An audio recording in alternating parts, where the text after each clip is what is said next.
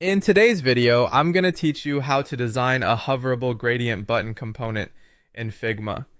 We'll start by creating the label for the button. Click the text tool, drag out a text box on your canvas, and type the word button or any text you prefer. With the text selected, look to the right side of Figma's interface and open the typography section.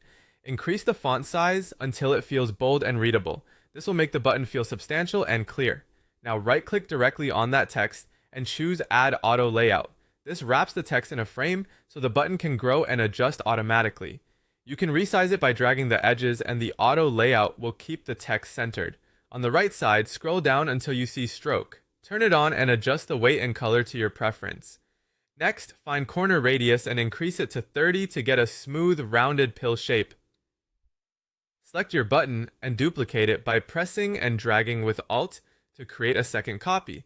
Click the duplicated one, which will be your hover version. On the right side, open Fill and change the color according to your preference. After that, switch the fill to a gradient option so the hover state feels more dynamic. You can adjust the gradient handles for direction and intensity. Double-click the text inside this hover button and change it to white so it contrasts well with the new background. With both buttons ready, select both frames. In the toolbar on the right side, open the relevant drop-down and click Create Component Set.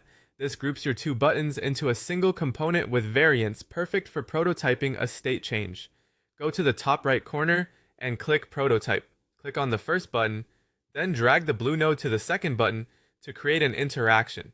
When the panel pops up, open the trigger dropdown and choose While Hovering.